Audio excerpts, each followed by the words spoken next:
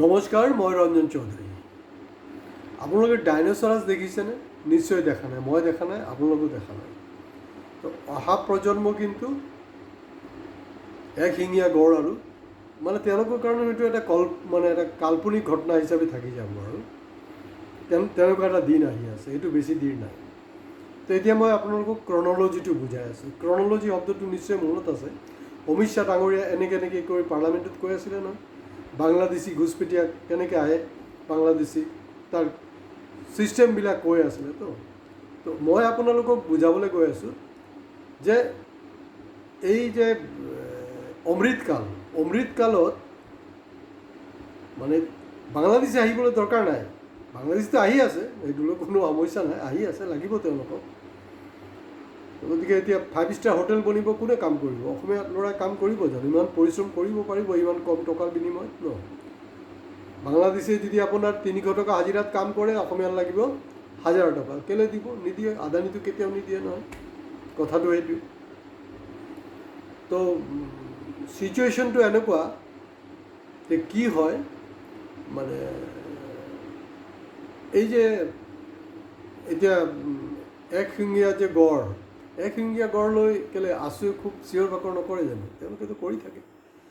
মনত পেলাওকচোন, যেতিয়া IOCৰ মানে যোনটো অৰিজিনেল চিনটো যোনটো আছিলে, AOD আছাম অইল কোম্পানীৰ যোনটো আছিলে, সেইটো তেওঁলোকে একশিঙীয়া গড়, সেইটোক লৈতো তেওঁলোকে পূৰা ৰাজনীতি কৰিলে। যেতিয়া এই চিনটো উঠাই দিব, তেতিয়া মাজততো আমাৰ এই বৰ্তা চৰ্বা চবে মিলি 8 লাখ টকা খালে। সেইটো মই 2008 চনৰ কথা দেই। তাৰপিছতে চব মেনেজ হৈ গ'ল।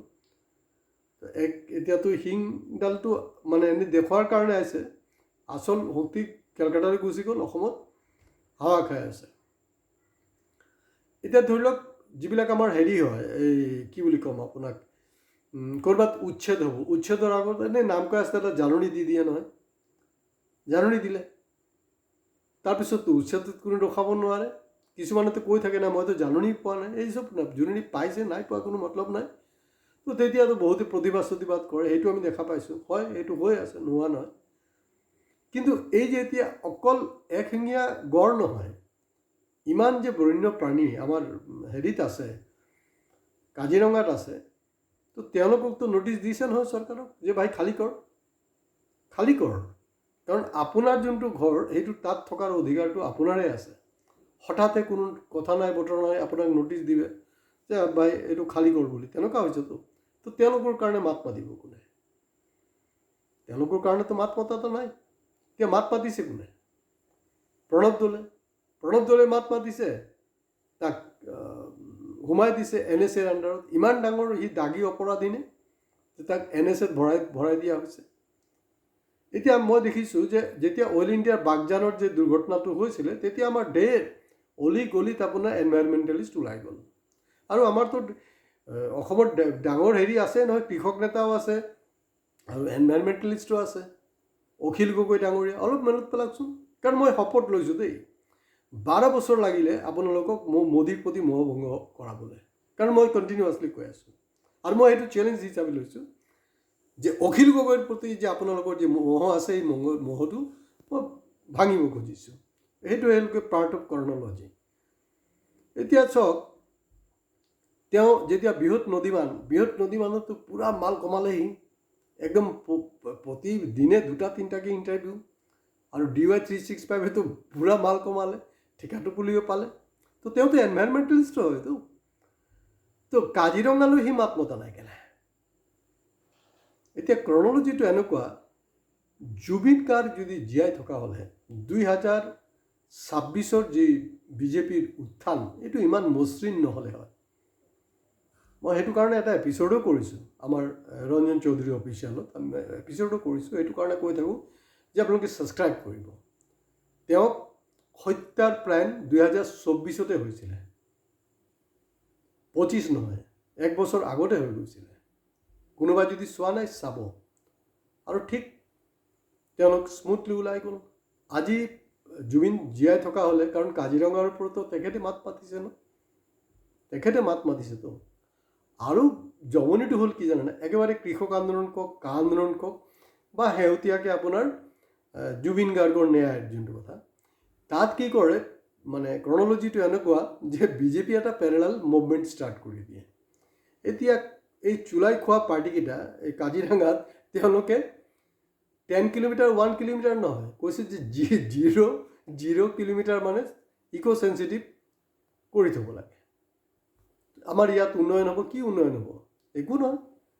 তাত পঞ্চতাৰকা হোটেল হ'লে আমাৰ অসমীয়া যুৱকে এই কি কৰিব? চিকিউৰিটি কাম কৰিব, এই আপোনাৰ কাপোৰ ধুব, এইচবেইতো কাম। তেওঁলোক কোনো মেনেজাৰৰ পোষ্ট নাপায় নহয়। কামটো সেইটোৱে হ'ব। তো কথাটো হ'ল যে চাওক, মানে 5 ষ্টাৰ হোটেলটো ঢেৰ, 5 ষ্টাৰৰ কোনো কমি নাই। আৰু ঠিক তাত কেলৈ বাছি লোৱা হৈছে? কাৰণ আদানীৰ কথা মতে মোদীক চলিব লাগিব, আদানীৰ কথা মতে কিন্তু হিমন্তকো চলিব লাগিব। তেওঁলোকৰ হিম্মত নাই। এনেই ক'ব পাৰে মই ইণ্ডিয়াৰ আটাইতকৈ পাৱাৰফুল মানুহ। তো আমাৰ এই যে ইক' চেঞ্চিটিভ জোনটো কিহৰ কাৰণে লাগে, সেইটো ইম্পৰ্টেণ্ট হ'ল যেতিয়া বানপানী হয়। যদিও বানপানীৰ কাৰণে এই যে আমাৰ ক্ৰনলজি অমিত শ্বাহ কৈছিলে নহয় 2021 যে আমি 5 বছৰত বানপানী নাইকিয়া কৰি দিম, কিন্তু আমিতো যোৱা 5টা বছৰ দেখিছোঁ মানে প্ৰতি বছৰে বানপানী হৈছে, ভয়ংকৰ বানপানী হৈছে। আৰু কাজিৰঙাৰ যে আমাৰ তাত যে ৰিজাৰ্ভত যিখিনি আছে তাহাঁতৰ কি ধৰণৰ দুৰ্দশা হৈছে। আৰু এইটো খুব লাজৰ কথা। তেওঁলোকতো ভাৰতবৰ্ষৰ কিবা ছবি ভাল কৰিব পৰা নাই। 1985 ৰাজীৱ গান্ধী তেতিয়া আমাৰ প্ৰধানমন্ত্ৰী হৈ আছিলে। ৰাজীৱ গান্ধীৰ মানে ইনিচিয়েটিভ বুলি ক'ব পাৰে, তেওঁৰ উদ্যোগৰ কাৰণে UNESCO কিন্তু আমাৰ ইণ্টাৰনেশ্যনেল ৱৰ্ল্ড হেৰিটেজ হিচাপে কাজিৰঙাক কৈছিলে। বেকগ্ৰাউণ্ডবিলাক তেনেকুৱা। আৰু ইমানটো লেটিপেটি মাৰিবলৈ দৰকাৰ নাই নহয়। চিধা ডাইৰেক্ট ক'লে হ'ল যে মই আদানীক বিক্ৰী কৰি দিছোঁ। কাৰণ আমাৰ চৰকাৰ দেউলীয়া, কৰ্মচাৰীক পইচা দিবলৈ পইচা নাই, আমি খুৱাব নোৱাৰোঁ, আমি আঁচনি দি থাকিম, তো গতিকে মই ডাইৰেক্ট আদানীক দি দিছোঁ। ষ্টৰিজ অভাৰ চেছ।